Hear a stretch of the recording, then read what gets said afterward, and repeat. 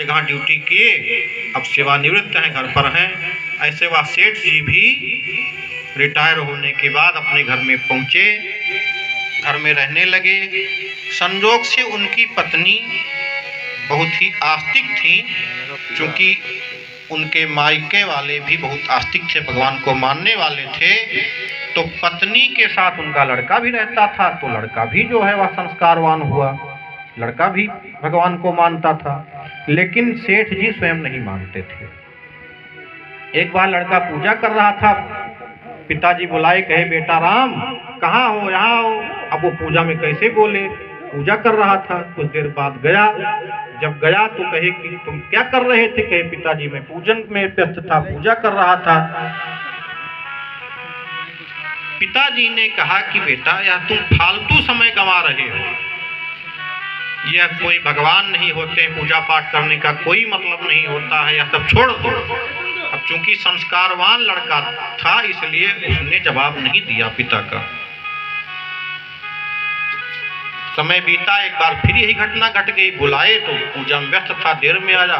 तो उस दिन बहुत नाराज हो गए, कहे बताओ तुमको जो है ये अफीम के नशे की तरह धर्म का नशा छा गया है। मैं बार बार कहता हूँ कि भगवान नाम की कोई चीज़ नहीं होती है, वेद पुराण कुछ नहीं होते हैं, तुम मानते ही नहीं हो। नाराज हुए, डांट करके गए बाहर।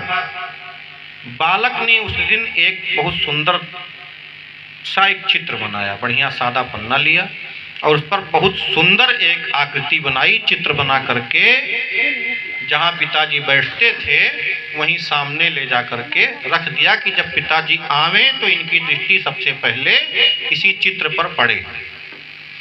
पिताजी शाम को आए, वापस आने के बाद पिताजी की दृष्टि उस चित्र पर पड़ी। कहे बेटा राम यह चित्र किसने बनाया? बेटे ने कहा पिताजी यह तो अपने आप बन गया, कोई नहीं बनाया है। कहे अरे ऐसा कैसे हो सकता है, बिना किसी के बनाए कैसे बन सकता है? कहे नहीं पिताजी यह अपने आप बन गया है चित्र, इसको बनाने वाला कोई नहीं है। पिताजी गुस्सा गए, कहे बताओ मैं तुमको समझाता था कि भगवान नहीं है, कुछ नहीं है, संसार अपने आप चल रहा है, अब तुम हमको शिक्षा दे, इतने पागल हो गए हो, बता रहे हो कि चित्र अपने आप बन गया है, या बिना किसी के बनाए नहीं बन सकता है।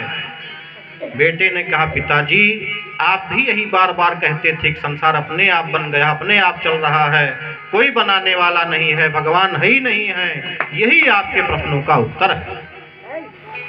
जब आपके अंदर एक छोटे से चित्र को देख करके यह विश्वास नहीं हो रहा है कि यह बिना किसी के बनाए नहीं बन सकता, आप यह बार बार कहने पर भी नहीं मान रहे हैं कि यह अपने आप बन गया, इसको बनाने वाला कोई है।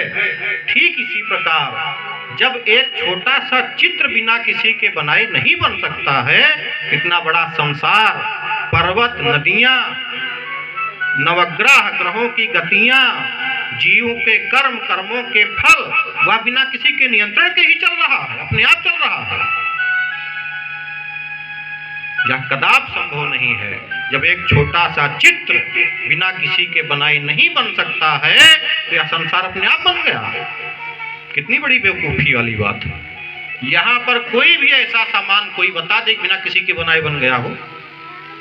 अगर कोई चीज दिखाई पड़ रही है तो उसका कर्ता कोई है, और कर्ता हमेशा स्वतंत्र होता है। व्याकरण में पाणिनि जी ने एक स्वतंत्र कर्ता सूत्र लिख दिया है कि जो भगवान है वह स्वतंत्र है। तो इस संसार को बनाने वाले भगवान है। अब हम यह समझते कि अगर आपको कोई कह दे कि आप यह पूजा पाठ क्यों करा रहे हैं, भागवत क्यों करा रहे हैं, भगवान नहीं है, तो आप भी जवाब दे लेंगे उनको कि भगवान है और भगवान के ही द्वारा इस संसार की सृष्टि हुई है, भगवान के द्वारा ही इस संसार का पालन हो रहा है, और भगवान में ही बाद में यह संसार मिल जाएगा। भगवान से ही सब कुछ चल रहा है। जैसे ये अंगूठी है, यह पहले क्या थी? स्वर्ण थी, सोना थी। यह पहले सोना थी, अब इसकी रक्षा किससे हो रही है? सोने से। अगर सोना इसमें निकल जाए कुछ बचेगा? पहले अंगूठी थी, सोना था, अब इसकी रक्षा किससे हो रही है? सोने से हो रही है। और जब यह टूट फूट जाएगी तो क्या हो जाएगा? सोना हो जाएगी।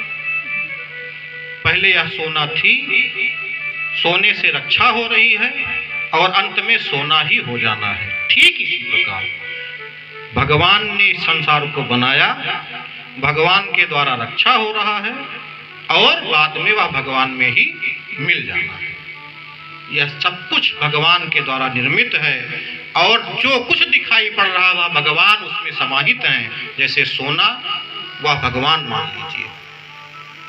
पहले यह सोना भगवान थे, अब यह भगवान रूपी सोने से सुरक्षित है और बाद में यह टूट फूट करके भगवान रूपी सोने में मिल जाएगा। तो यह संसार किसी ऐसे अधकचरे ज्ञानी के द्वारा इस समय तमाम पंथ वाले भी टहल रहे हैं, तमाम संप्रदाय चल गया है, जिसको कुछ सीधे ब्रह्म का दर्शन कराते हैं, सीधा संपर्क कराते हैं। वो ऐसे ढोंगियों के चक्कर मत पड़िएगा, पाखंडियों के। पाखंडी का मतलब पाप का खंड, पाप का टुकड़ा, उसको पाखंड कहते हैं। बहुत सावधानी पूर्वक सनातन धर्म पे तमाम कुठाराघात अपना बन करके हो रहा। जैसे परिवार में कोई अपना व्यक्ति अपने से छल करे, ऐसे ही सनातन धर्म का अनुयायी बन करके उसी में तमाम संप्रदाय, तमाम पंथ पैदा करके उसको तोड़ने का प्रयास भी चल रहा, कुचक्र भी चल रहा है। क्योंकि जो विदेशी सभ्यता वाले हैं वह इनको सपोर्ट करते हैं और यह जानते हैं कि जब सनातन धर्म खंडित होगा, सनातन धर्म की मर्यादाएं भ्रष्ट होंगी, तब समाज टूट जाएगा और जब समाज टूट जाएगा तो फूट डालो, शासन करो, तब वह स्थिति आ जाएगी। तो यह बहुत दूरदृष्टि है।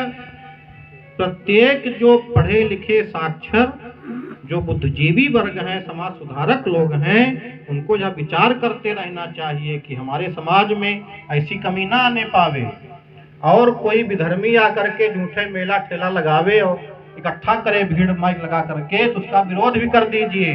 अगर भगवान ने विद्या कुछ दी है, क्षमता दी है तर्क करने की, तो और इसीलिए अपने सनातन के बारे में जानना आवश्यक। स्वयं जानिए, बच्चों को बताइए, बच्चों को सिखाइए, तो उसका परिणाम यह होगा कि हम और हमारा परिवार तो कम से कम बचा रहेगा। और यह निश्चित जान लीजिए कि जहाँ पर सनातन धर्म का अंकुर भी बचा रहेगा, वहाँ कोई बाल बांका नहीं कर सकता है। तो बंधुओं, यह संसार भगवान के द्वारा बनाया गया।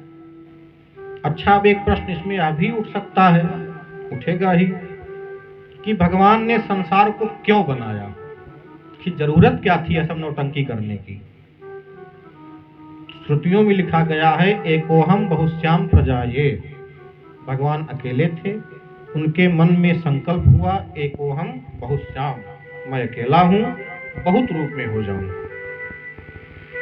तो सर्वशक्तिमान की शक्ति में, संकल्प में शक्ति होती है। वह सोचे और उनका संकल्प पूरा हुआ।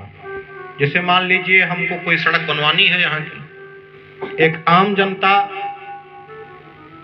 बहुत प्रयास करेगा तो 2-4 साल में सड़क पास होगी। प्रधान जी चाहेंगे तो हो सकता है 4-6 महीने में हो जाए, विधायक चाहेगा तो हो सकता है 1 महीने में हो जाए। और मान लीजिए उसी पर प्रधानमंत्री फोन आ जाए कि आज इस रास्ते से प्रधानमंत्री जी गुजरेंगे, तो 3 घंटे में तैयार हो जाएगी सड़क। उनकी शक्ति का अलग आकलन है। वह शक्ति धीरे धीरे बढ़ती चली जा रही है। एक आम आमती, फिर प्रधान, जिला पंचायत, विधायक, सांसद, फिर मंत्री, उसके बाद प्रधानमंत्री।